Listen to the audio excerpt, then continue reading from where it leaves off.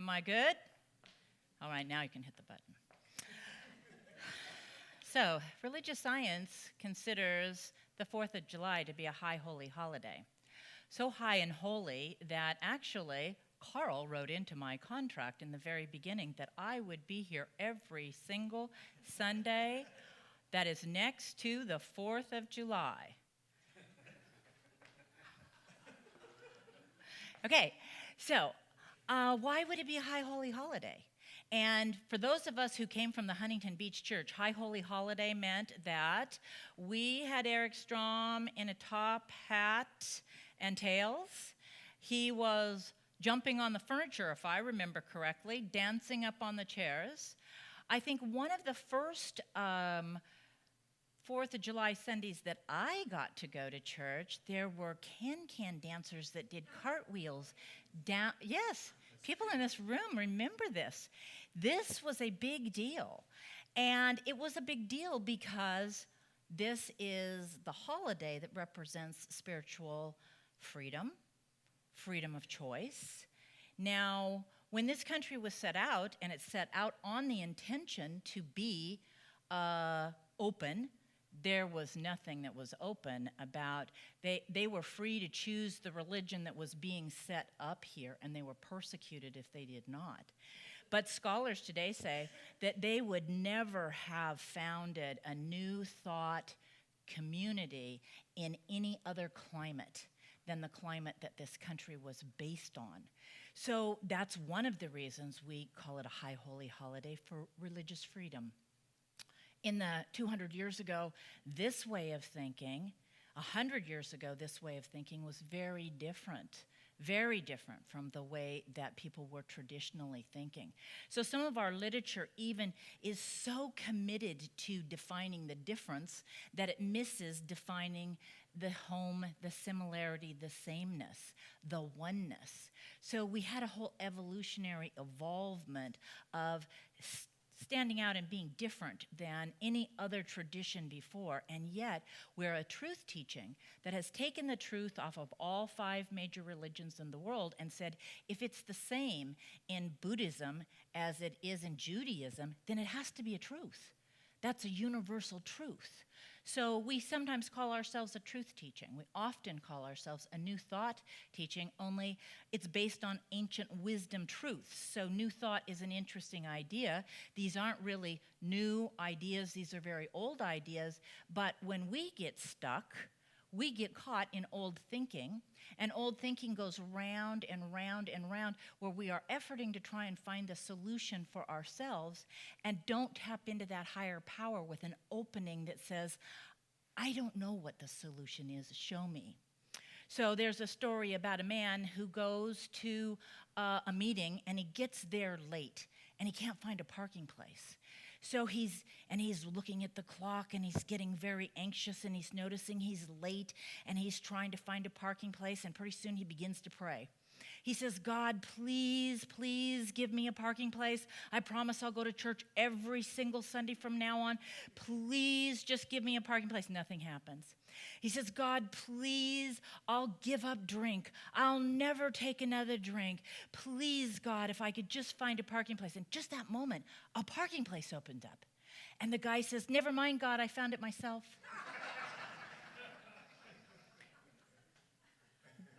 We're kind of like that about our challenges. And freedom, what we're celebrating is freedom to choose. Now, I set down the lesson. I'm the person who thinks of these brilliant talk titles. I did go on YouTube, and I did think I could get a little spicier with the talk titles and get a little bit more interest out there in the world about them. So they might change a little bit. But I picked freedom to be at peace. Everybody who said good morning to me asked me how my 4th of July was. It was very, very quiet. It was so quiet because if I opened my mouth, I wasn't going to be peaceful. I set the lesson. I set the intention. One time I set it for self-mastery, and the guy who was washing my car said, bet you're having a bad week. I said, why would I be having a bad week? He said, because your talk title's self-mastery, and I bet everything unlike it is showing up. I was like, oh, who knew that you would set up freedom to choose peace and have everything that's not peaceful come up, to the point where the neighbors next door didn't come home and take care of their dog all night long. The lights never went on in the house, and they have told me on many occasions that their dog doesn't do, 100-pounder, doesn't do well with fireworks. He was so frantic. Part of my challenge last night was just going to and looking out the window. I took him gifts, I took him rawhides, nothing appeased him. If he could have cleared that fence off, he would have been. So freedom to choose. I could have chosen peace. I'm at peace, they're not home. I'm not at peace, they're not home. It didn't make any difference. It didn't make any difference.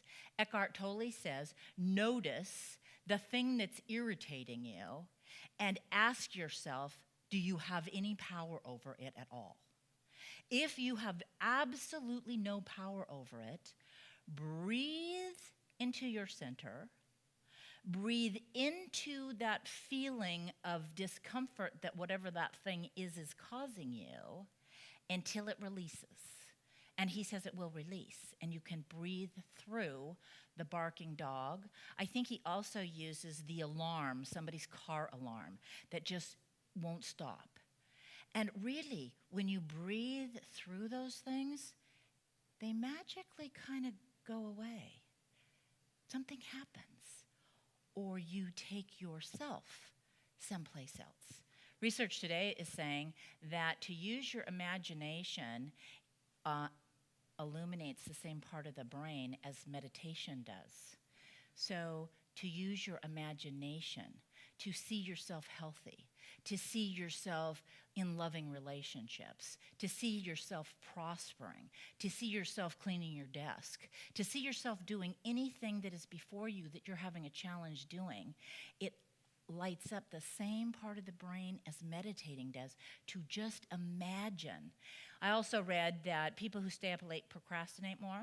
People who get up early procrastinate less. Procrastination, actually, the harder the task, the more procrastination most people have at a task. And if we would stop saying that was a bad thing, we would begin to understand that hard problems we think they take time to solve. Ernest Holmes said, a problem can be solved the moment you go to prayer if you're open to the answer, if you're open to solution. But most of us have a little addiction to our problems. So I just heard Lou Holtz, the Notre Dame coach, who was so known for 9 years of taking a team to do everything. I just heard him do the commencement address to the Franciscan University. And it's the same. He's on YouTube, and you can see he does kind of the same. He's 78. And he had some wonderful things, I thought, to say. One of the things he said was he only has one regret in life, and that was taking Notre Dame to the highest place that football team could be for 9 years, because he said, you get complacent. When you've reached the top, you begin to hold on to the top instead of always wanting a greater expression of yourself, always wanting to grow. That he took that team there, and then he said when they lost, he took second place. He said people called him an idiot. He said people could graduate the bottom third in their class of med school and be called a doctor, and he could take a team to hold those titles for as many years as he did. But he thinks that was an error. He likes working for things better.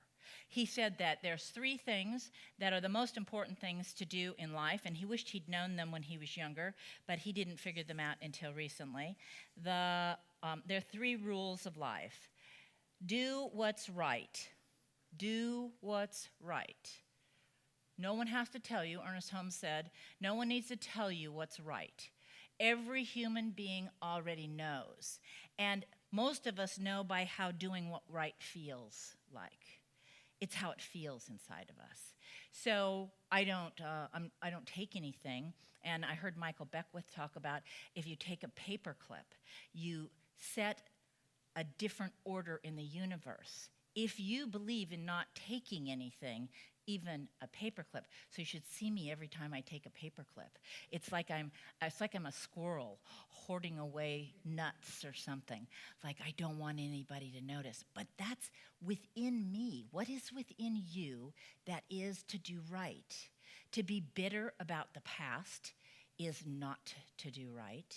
To carry resentments. Yesterday, I had a client call and talk to me about an event that had happened 5 years before that ruined the 4th of July. 5 years. Now, we know people who have spent 50 years, 60 years carrying resentments. Resentments are those things that keep us small. If we are free to choose, we can choose to be at peace, or we can choose to be in lack and limitation. We can choose to look at the world of events and record the places that we've been hurt and it didn't work out for us. And we can carry those as our addiction, as our armor, as our way of being. And most of us would understand. One of the things that Lou Holtz said was, stop talking about your problems. Nobody wants to listen. 90% of the people do not care about what you're faced with, what your challenge is, and the other 10% are glad you have problems. He's right, isn't he right? We're all so absorbed. So what is it about us that go around talking about, let me tell you what's not working for me, or let me tell you how this effort or this problem, or so I get a phone call yesterday, let me tell you about my problem. I'm like, I wasn't really interested. It was, I kept saying, are you having a problem now? How's this 4th of July? Yes, but, and it all started by the parade being on ABC.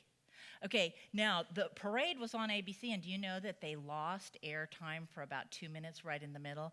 Now, I don't want to be grateful for anybody else's challenge, but it made us feel like, oh, yay, we're right in the right place, okay? Happens to everyone. The TV was black for about 2 minutes. ABC. Anyway, our little parade was recorded.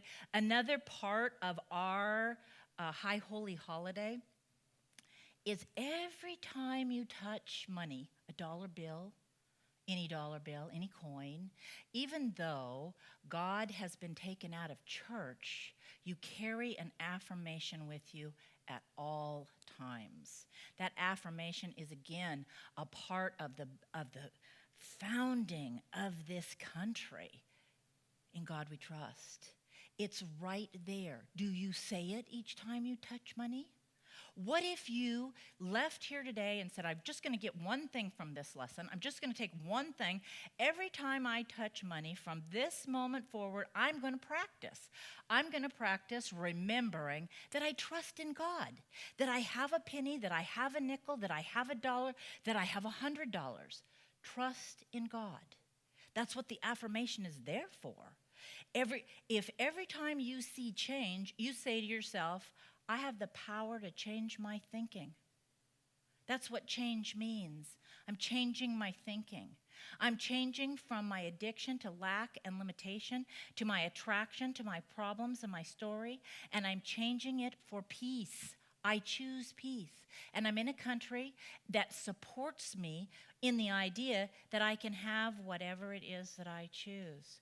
So that money is an affirmation for you. Another reason that we call this a high holy holiday is because of our Constitution. Now, clearly, our Constitution was a vision. It wasn't a reality. It may not still be a reality. It's a vision. It's an intention. We hold these truths to be self-evident, that all men are created equal, and we know how to politically make that correct. All people are created equal, that they are endowed by their creator. Our Constitution is talking about a creator. Last Sunday, I talked about a design and a designer. There has to be a designer. There has to be something that is so one with unity, aliveness, vitality, because it's everywhere all around us. Our Creator is constantly creating out of itself. You call it any name that works for you.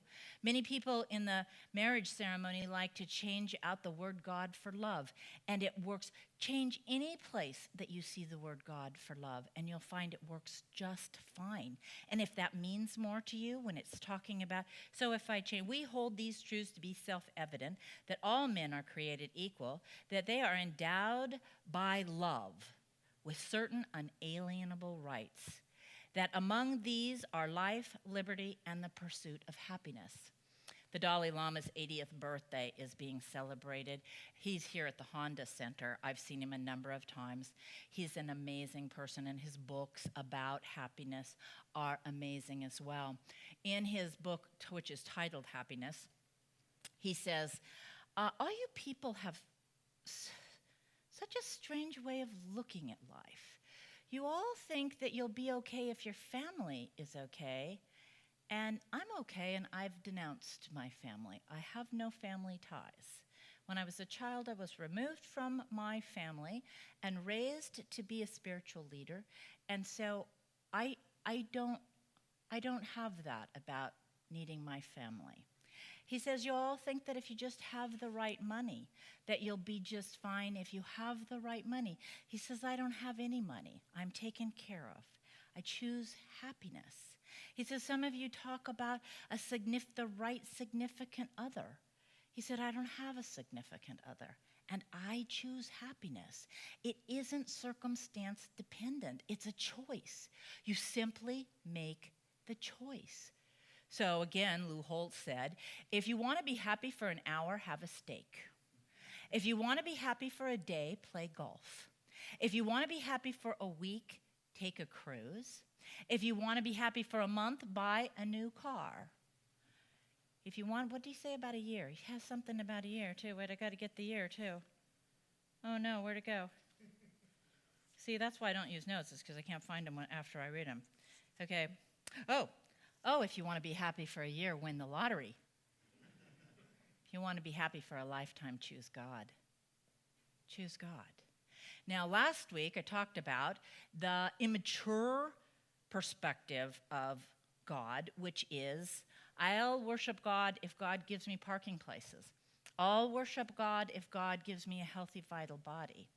I'll worship God if I have the right relationship and the right house. If I get the stuff I need, that's an immature relationship with God. I'll practice that as long as I get what I need out of life. And most of us notice that if you buy a new car, the moment you drive that car off the parking lot, depending upon what model it is, some are a little bit more cryptic than others, right away it's devalued. And a month later, it will only keep you, it's only a new car for a month.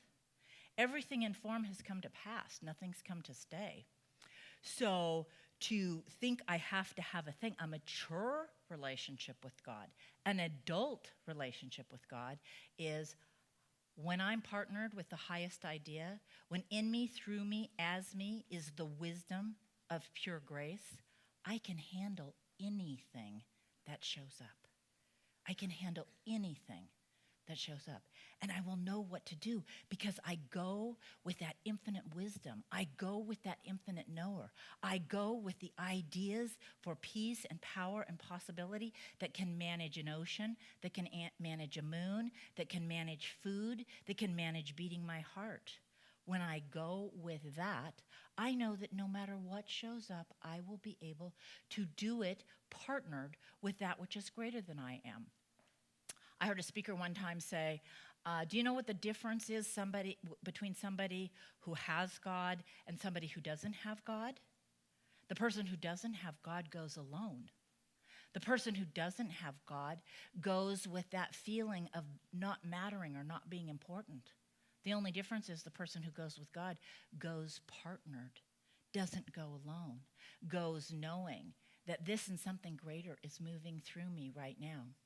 So we have some of the reasons that we call this a holy holiday.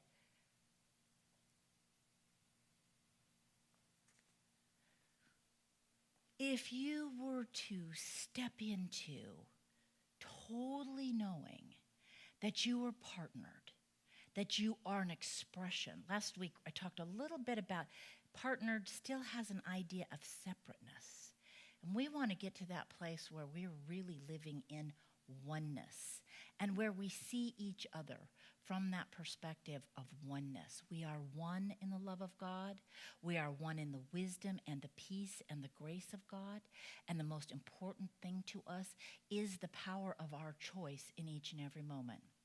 So one of my favorite stories to tell around the 4th of July is the story, it's been under many different names. It's a King Arthur story. It's a Dame Ragnell story. And it looks like any place you go and get any history on it, that it has come, it was a very steeped part of oral tradition, that it is probably one of the earliest stories that was ever written. So it then became, and so when they have books of antiquity, those books are worn threadbare about the stories of King Arthur.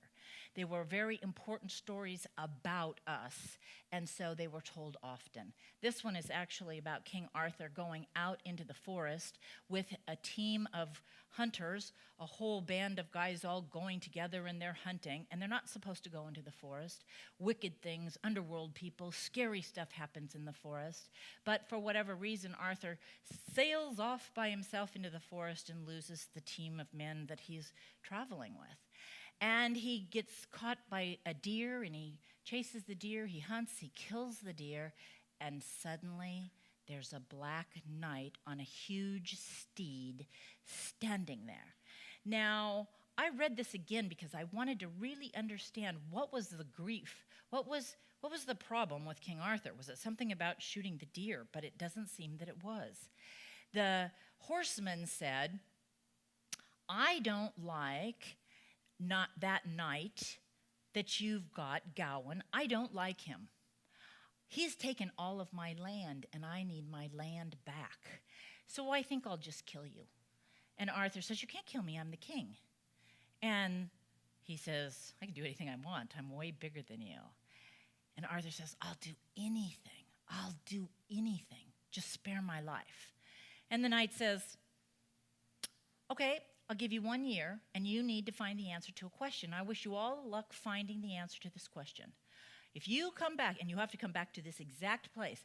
Now, part of the amazingness of this story is everybody keeps their word. Everybody honors everything that they say they're going to do. He actually does come back exactly a year later after having gathered and gathered and gathered information to answer the question, what do women really want? Everywhere he goes, he gets an answer, and he writes it on a scroll, and a year later, he's got this huge thing that he's carrying about this is what women say that they really want. But he knows in his heart of hearts that that is not the answer. So he goes again a year. It's exactly a year, and he goes into the forest, and he carries his scroll with him. And a hag, a horrible, nasty-looking hag, is sitting under a tree. She's never cut her fingernails or toenails. Her hair is dreaded and matted and filthy dirty. Her clothes are disgusting. Her teeth, her mouth are awful. She says, Arthur, I know what you want. He's like, she can't possibly. That woman cannot know the answer to this question. She says, and I'll tell you if you'll just make me one promise. And he's like, oh, I don't have anything to lose except my life, so I might as well promise her anything. Whatever you want. She says, I want to marry Gawain, the knight.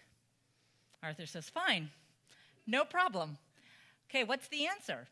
She says, oh, women want sovereignty. Women want sovereignty. Now, I had to look up the definition of the word sovereignty because I've told this story a number of times. Sovereignty? What the heck is sovereignty? Sovereignty? Oh, too many papers. Sovereignty is freedom. It's freedom to choose. It's control of yourself. It's the ability to make whatever decision you want to make in whatever moment you want to make it in. So instantly, Arthur knows that's the right answer, not all this thing. He sets that thing down. He rides in. He meets this man, a black man on a steed in an armor. He says, it's sovereignty. The Black Knight says, my sister should never have told you that. Now, this is interesting because this part of the story I didn't connect before. If his sister marries Gawain, Gawain is actually Arthur's nephew.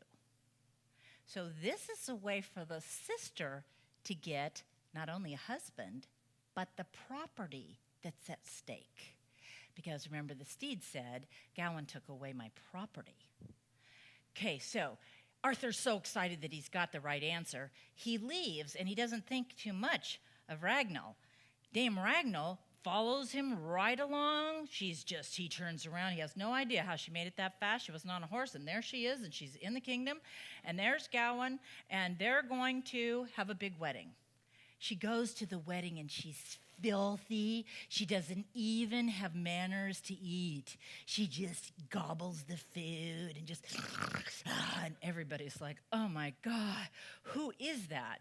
So he takes her to the bridal chamber.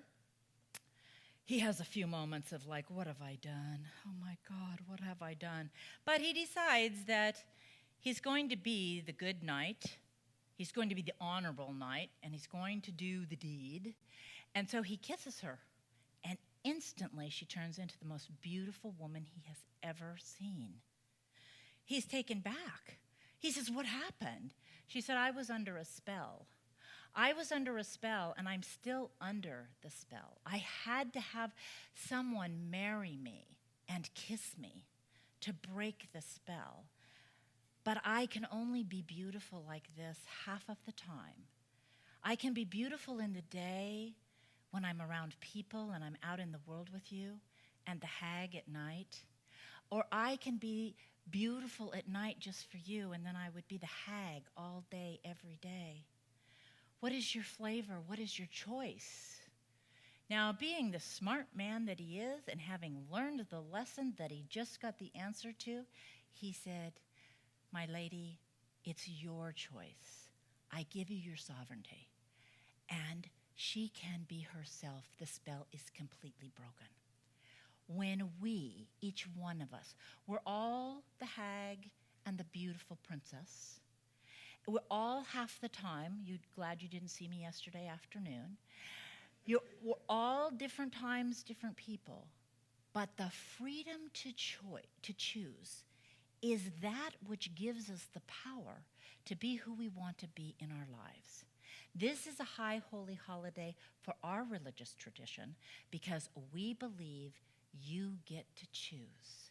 And whatever it is you choose, we do not believe that there is a Godhead or a power that says bad choice wrong. It simply punishes you by the consequences of bad behavior. I had little kids, I said, you guys have to take a bath. You get to choose whether to have a good time or a bad time, but you're going to take a bath. I was stunned that my children will quite oftenly say, well, I'm going to have a bad time.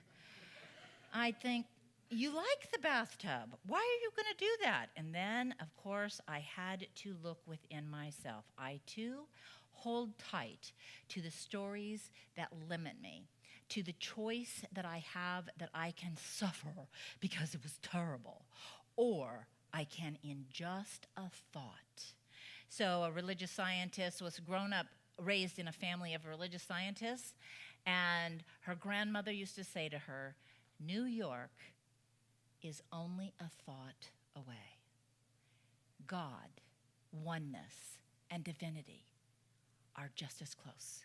They're a thought away.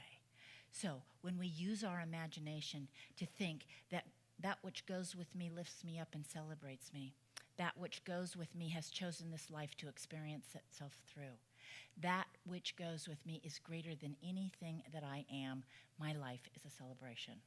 God bless you for choosing church.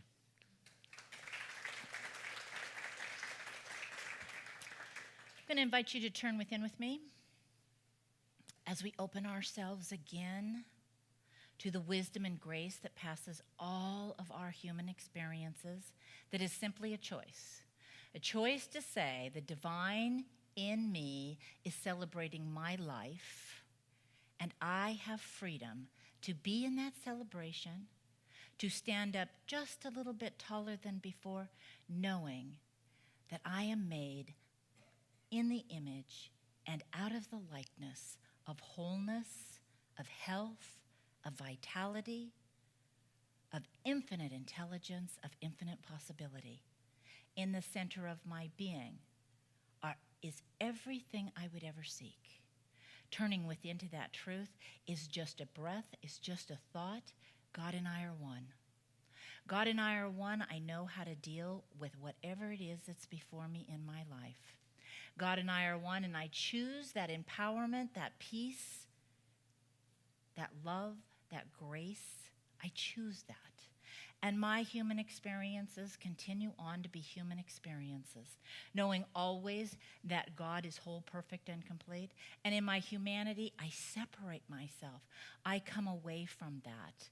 And the God that loves me calls me home when I return and celebrates the life that I am and whispers lovingly in my ear, isn't it easier to go with me than to go by yourself?